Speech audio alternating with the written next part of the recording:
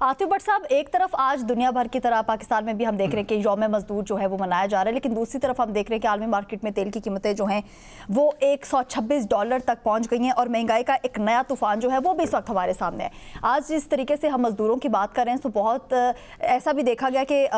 जो हमारे चारों सूबे हैं वहाँ पर जो हमारे मजदूर लोग हैं, जो हमारा एक आम आदमी जब वो घरों से बाहर निकल कर एहतजाज कर रहा है, हम इसको लेबर से तो बोल देते हैं, लेकिन खुशी तो तब होती जब इस दिन एक जो मजदूर है उसको सुकून होता और उसको इस महंगाई की फिक्र ना होती, उसको अपने ये फिक्र ना होती कि रात को मैं खाऊंगा क्या, या घर में जो चूल्हा जल रहा है वो जल भी पाएगा या नहीं जल पाएगा।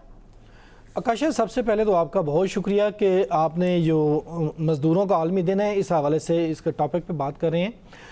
मज़दूरों का आलमी दिन है और आज छुट्टी दी हुई है सरकार की जानब से, लेकिन हैरान कुन तौर पर आज भी हम मार्केट में गए हैं, बल्कि मज़दूर एज़ यूजुअल जैसे पहले सड़कों पर बैठे होते हैं अपने वो जो मज़दूरी का जो सामान लेकर कि कोई आए और उनको साथ लेकर जाए मज़दूरी के लिए, और उनके साथ वो जो दिहाड़ी तय होती है,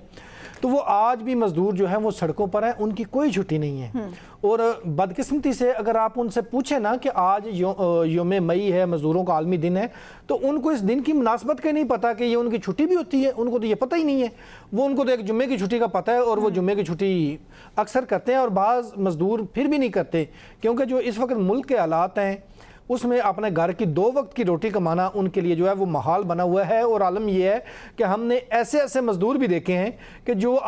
जब सुबह वो घर से निकलते हैं, अगर वो दिहाड़ लगती है तो उनके घर में शाम को राशन वो लेके जाते हैं साथ, आटा या जो सब्ज़ी वगैरह उन्होंने पकानी होती है, तब जाके उनका घर का चूल्हा जो है वो जलता है। अगर उसकी दिहाड़ नहीं लगी तो फिर उनको वो फाकों पे या सूखी रोटी जो है उस पर गुजारा करना पड़ता है। ये ग्राउंड रियलिटी है इस वक्त मुल्क के अंदर। ऊपर से महंगाई का आलम यह है कि मज़दूरों का जो उनकी उजरत है उसमें कोई इजाफा हुआ कोई नहीं है, और महंगाई जो है आए रोज़, हर हफ्ते, बल्कि हर रोज़ की बुनियाद पर जो है वो बढ़ती जा रही है। आपने पेट्रोलियम मसनूआत का जिक्र किया है कि जो ये जंग लगी हुई है ईरान और अमेरिका के दरमियान, और जो आबनाए हरमुज़ बंद है, उसकी वजह से पेट्रोलियम मसनूआत की कीमतें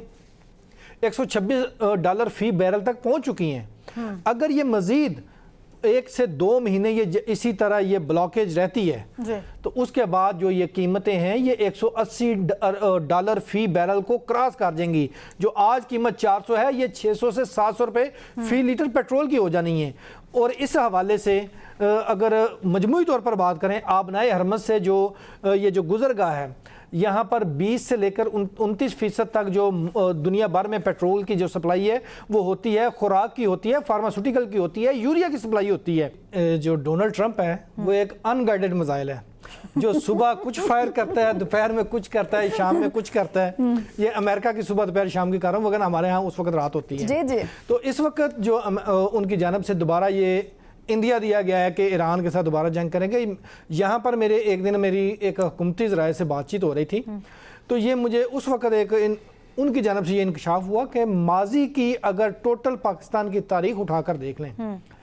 शायद इतने टेलीफोन कॉल्स पाकिस्तान की सिविल और अस्करी क़यादत को अमरीकी सदर की जानब से नहीं आए जितने ईद से पहले 1 हफ्ता, यानी कि रमज़ान का आखिरी अशरे में पाकिस्तान की क़यादत को ये कॉल्स मौसूल हुई हैं। डोनाल्ड ट्रंप की और उनके जो मुख्तलिफ जो सिक्योरिटी इंचार्ज हैं उनकी ये ईरान अमेरिका जंग को बंद कराने के हवाले से पाकिस्तान का किरदार, क्योंकि अमेरिका भी इस जंग से बाहर निकलना चाहता है। ईरानी जंगजू कौम है, वो भी जंग लड़ना तो नहीं चाहते, लेकिन अगर उन पर मसलत की जाए तो वो कर देते हैं। अभी ये बार बार आबनाए हरमज़ को कभी आबनाए ट्रंप या जो भी कहते हैं, अगर अमेरिका आबनाए हरमज़ पर कब्जा करने की पोजीशन में होता तो इस वक्त तक ये कर चुका होता जितना, लेकिन आबनाए हरमज़ को ऐसा कंट्रोल संभाला हुआ है ईरानी जो है उनकी जानब से कि अमेरिका वहां पर ना आके कंट्रोल संभाल सकता है और ना ही कर सकता है, और ना वहां पर मार सकता है। सर, इस बात का पॉइंट आ चुका है, वक्त बहुत कम है। सारा जी आपकी तरफ आना चाहूंगी। सॉरी आतिफ भट्ट साहब,